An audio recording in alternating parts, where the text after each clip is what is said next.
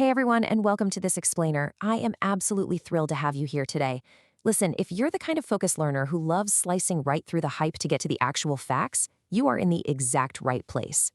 Today, we're taking a fascinating, data-driven look into artificial intelligence. But we aren't talking about the usual buzzwords. We are going to unmask the very real, very tangible impacts of AI that are happening all around us right now. Okay, let's dive right in. Your work in AI is going to end humanity. Crazy, right? Believe it or not, that is an actual email received by AI researcher Sasha Luccioni from a complete stranger. AI is literally everywhere right now.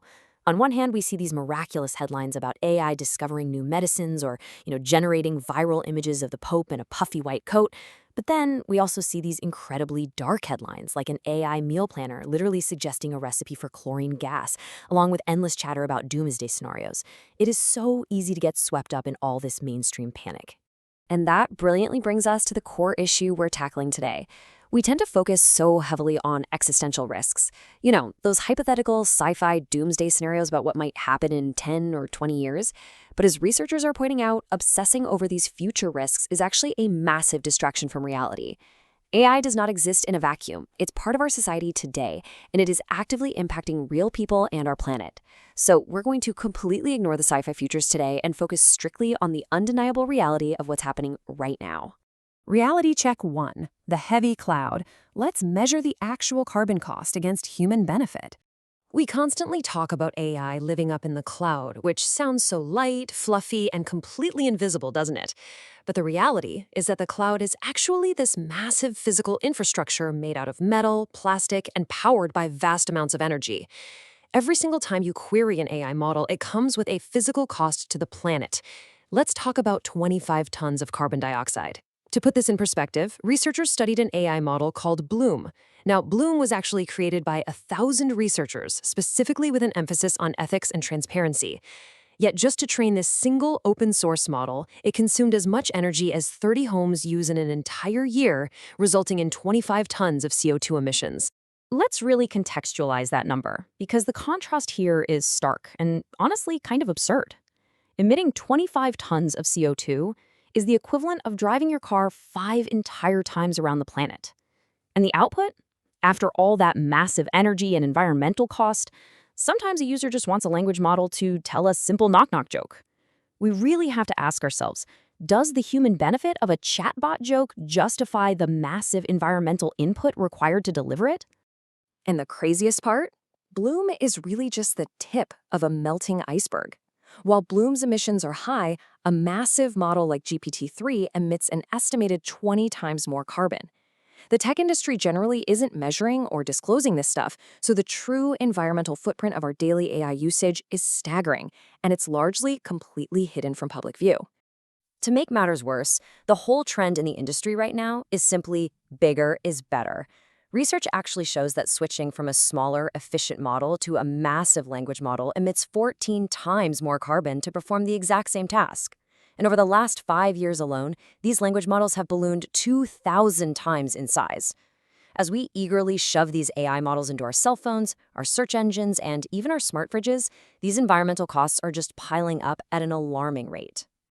Reality check 2, the bias machine, how we are amplifying stereotypes. Okay, so sustainability is obviously a massive issue, but it's for sure not the only one. We really need to look at how these giant models act as mirrors, reflecting and sometimes amplifying society's absolute worst traits. Algorithmic bias happens when AI models encode patterns and beliefs that represent deep-rooted societal stereotypes, racism, and sexism. Because these huge models are trained by scraping vast, entirely uncurated amounts of data from the internet, they just consume all of our historical prejudices. When we ask them for an output, they literally spit our own biases right back out at us. To see what this actually looks like in practice, researchers built tools to search through massive training datasets, like Leon 5B. When researcher Sasha Luccioni searched her own name, she found a few photos of herself speaking at events, but the rest were overwhelmingly images of women in bikinis named Sasha. Consequently, when you ask an AI to generate an image of Sasha, it produces bikini models, often with missing clothes or, weirdly enough, 3 arms. And it goes beyond gender bias. Artists like Carla Ortiz discovered their life's work was scraped into these datasets without their consent, basically treating human art as an all-you-can-eat buffet for machines. So, you might be wondering, just how systemic is this? Well, when we use tools like the Stable Bias Explorer to ask AI to generate images across 150 different professions, think scientists, lawyers, and CEOs, the AI output is almost 100% white and male. However, actual real-world U.S. labor statistics prove these professions are highly diverse. The AI is completely erasing diversity and defaulting straight back to outdated masculine and white stereotypes. Now, generating a biased picture on your laptop is what we call abstract bias, like an AI generating a stereotypic image when asked for a dangerous criminal or a gang member. But when we take these black box AI systems and deploy them in high-stakes environments like law enforcement, that's when we turn internet bias into tangible, catastrophic harm. They transform bad internet pictures into very real-world events, like false accusations and wrongful imprisonment. And guys, this is not theoretical. Portia Woodruff was wrongfully accused of carjacking while she was 8 months pregnant. Why? Because a biased AI facial recognition system wrongfully identified her.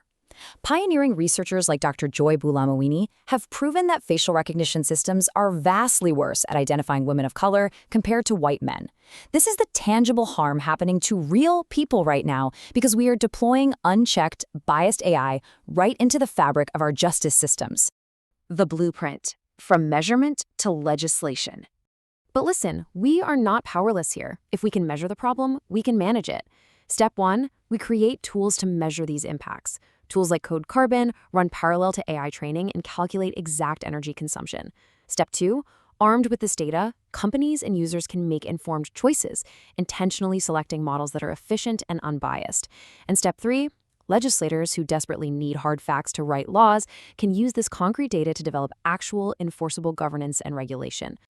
And the coolest part is, this measured data is already leading to meaningful guardrails. Once we know the carbon cost, we can mandate deploying AI models on renewable energy grids, which drastically cuts emissions. For copyright, organizations are partnering with tech companies to build actual opt-in and opt-out mechanisms, so artists finally have control over their work.